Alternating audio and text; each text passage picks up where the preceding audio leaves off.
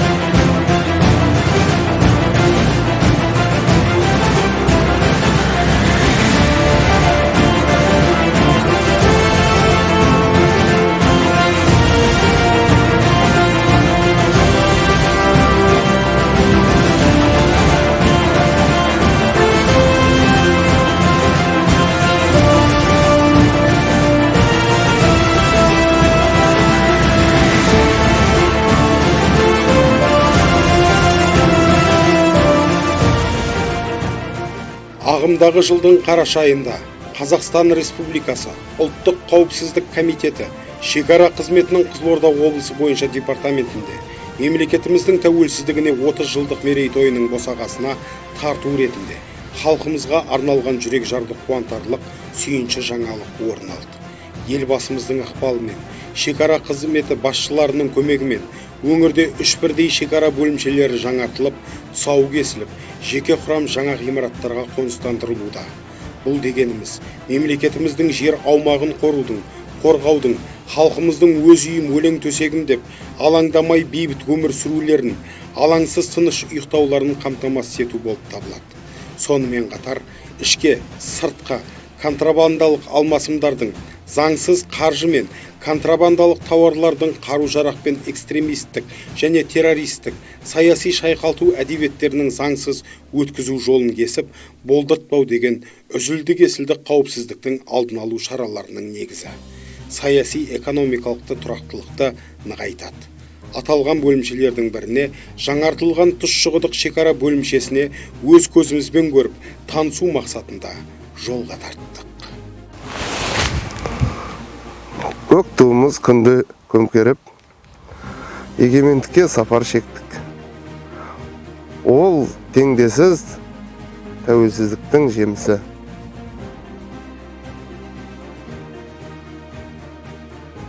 Жаңа бөлімшенің жағдайы едәуір заманауи жақсартылған. Ағымдағы жылдың қараша айының аяғына таман қолданысқа алынып, жеке құрам толықтай жайғастырылған. Модульдік типтегі ғимараттар 38 блоктан тұрады. Орташа есеппен 40 адамға есептелген жатын бөлме, жуынуға арналған орын, дәретхана, қару-жарақ сақтау бөлмесі және басқа да лауазымды тұлғаларға арналған кеңсе бөлмелерін қамтиды. Сақшыларымыздың сапалы қызмет атқаруларына толыққанды жайлы жағдай жасалынған. Шекара бөлімшесі алдыңғы уақытта мемлекет шекарадан алшақ орналасты, және сол себептермен бізге шекара бөлімшесін жаңа орынға жаңартылып соғып берді. Қазіргі таңда шекара бөлімшесі жаңа технологияға сәйкес қамтылған. Мысалға айтатын болсақ, шекара бөлімшесінің аумағында камера бар және заман талабына сәйкес қоршаумен жабдықталған.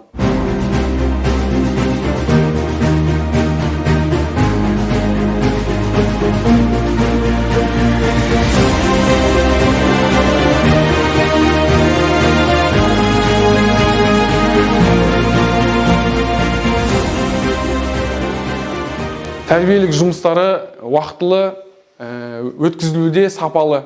Және оның сапалы өткізуіне керекті құралдар мен жабдықтар осы жаңа бөлімшеде қарастырылған.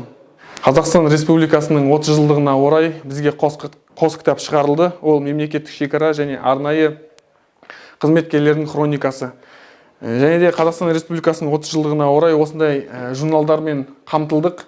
Айта кететін болсақ, біздің жерлесіміз Қазақстан Республикасының ұлттық қауіпсіздік комитеті арнайы топ боранының қызметкері сержант Казиев шығыс өңірінде қарулы мемлекет шекара бұзушыларды ұстау барысында ерлікпен қаза тапқан өзіміздің сыр елінің жерлесіміз, өзіміздің сыр елінің тумасы. Бейбіт уақытында, жауынгерлік уақытына қараған кезде ерлік жасау өте қиын.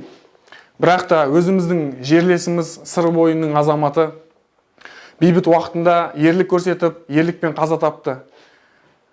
Осындай біздің абыройлы азаматтарымызға қарап бой түзейік. Әскери қызметшілердің отбасына арналған 8 блоктан тұратын 3 пәтерлі тұрғын үйлер орнатылған. Пәтердің әрқайсысында жеке ас үй, жатын бөлме және санитарлық гигиеналық тазалыққа арналған бұрышты бөлмелері бар. Аталған модульдер тұрмысқа және қызметке қажетті жиһаз бен техникалармен жабдықталған. Шекарашыларымыздың қызметтегі тұрмыстық қажеттілігін толық өтейді. Айта кететін болсақ, міне биыл Қазақстан Республикасының тәуелсіздік алғанына 30 жыл толып жатыр. Соған тұспа-тұс келіп, осы тұщықұдық шекара бөлімшесінің заставасы биыл жаңа застава салынып жатыр. Соған тұспа-тұс келіп, осы застава ашылып жатыр. Соған заставаны жаңа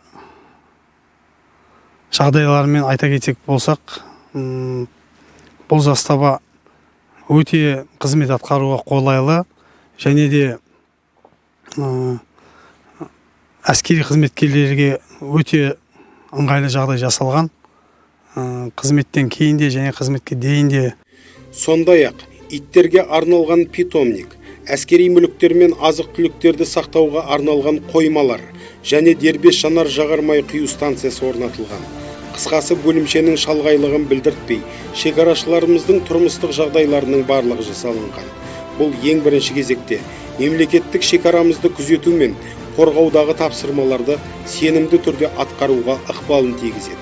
Олардың жауынгерлік әзірліктерінің деңгейі ұлғаяды. Шекара бөлімшесінде жанар жағармайды үнемдеу мақсатында бізге осы күн қуатынан электр жарығын алатын электр станциясын қойып берді. Осы Қызылорда департаментінің барлық заставасының шекара бөлімшелері ескі заставалар болған. Осыған дейін елбасының қолдауымен жылда 3 застава шекара бөлімшелерін салып беріп жатыр. Биыл да осы 3 застава кіргізіп жатыр. Осы тәуелсіздігіміздің 30 жылдығына қарсаңында осы тұщықұдық шекара бөлімшесіне көшіп келіп жатырмыз.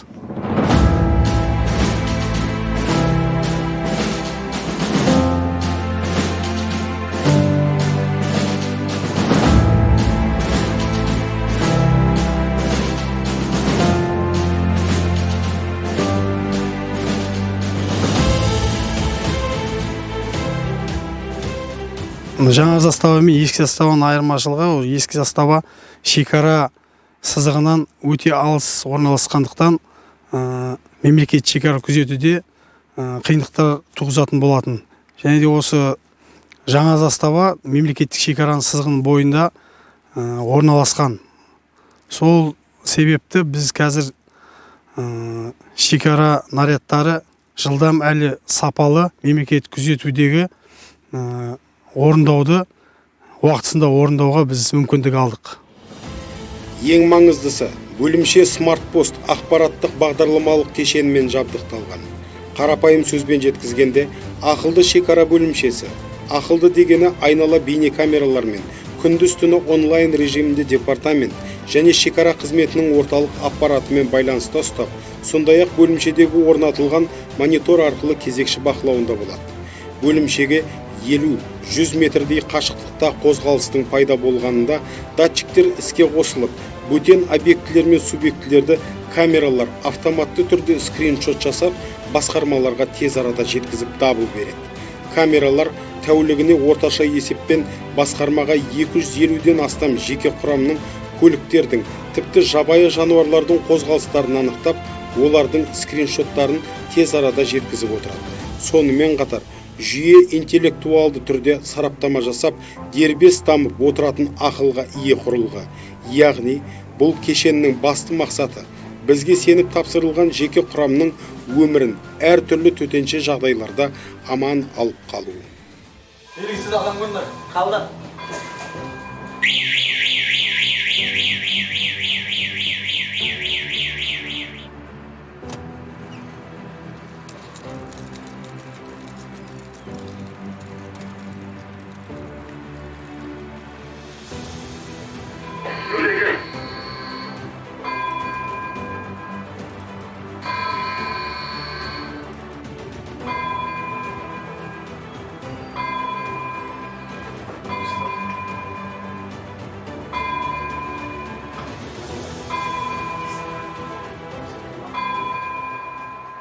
Осы жылы 2021 жылы осының алдында мемлекет шекара бұзу режимі ұстау жағдайы болды.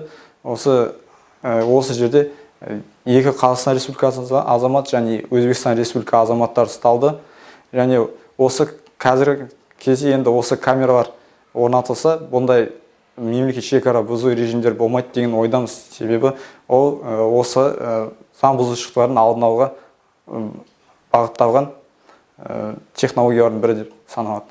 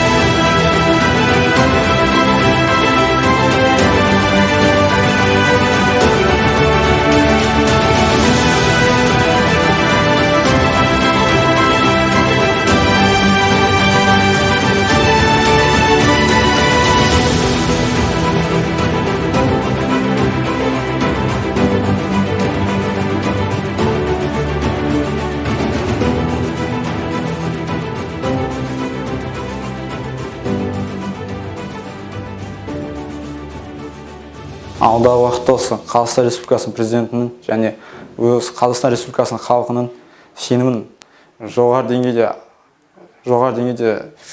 ақтаймыз деген үміттеміз. Себебі бізге көрсетіліп тұрған үлкен сенім бар. Қазақстан Республикасының осы жылы тәуелсіздігінің 30 жылдығына орай бізде шекара шебінде тек қана жоғары дәрежеде қызмет атқаруға дайынбыз. Осындай жазы ыстық, қысы суық, апталап жел көтерілген құмды дауылда, климаты қатал экологиялық жағдайларының ауырлығына қарамастан, шөл даладағы сақшыларымыздың тіршілігі тоқтамайды.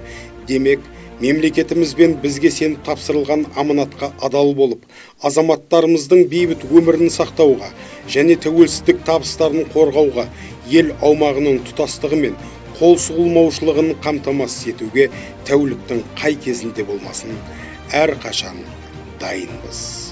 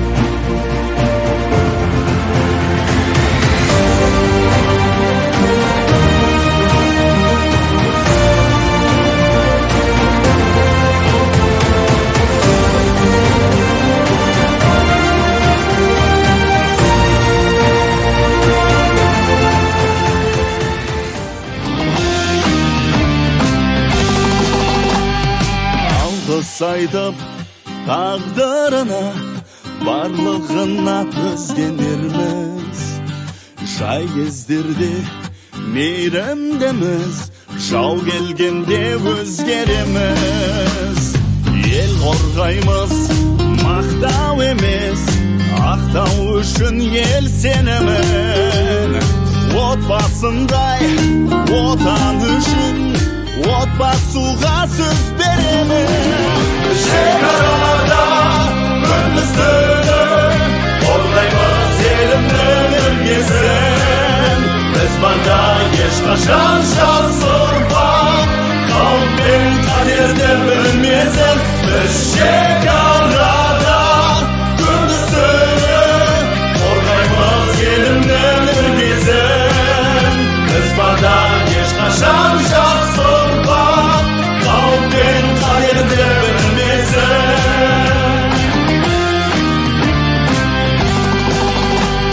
Жүрегіміз жалындайды, жігеріміз жанданады.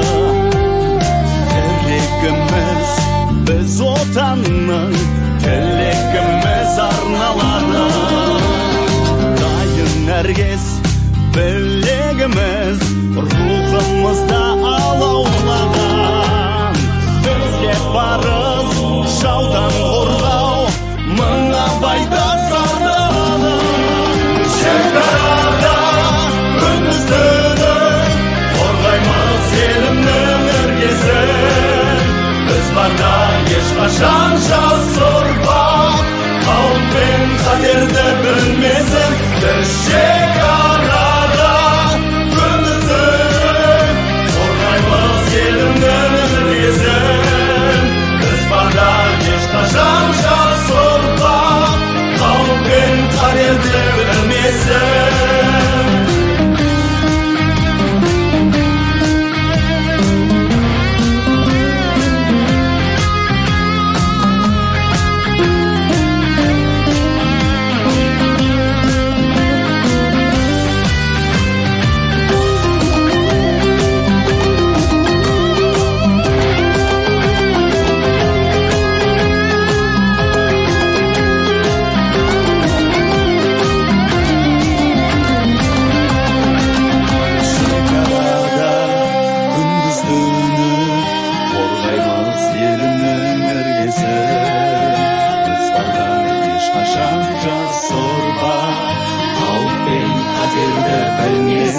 Biz şekarada gündüzün, orayımız yerimden yesin.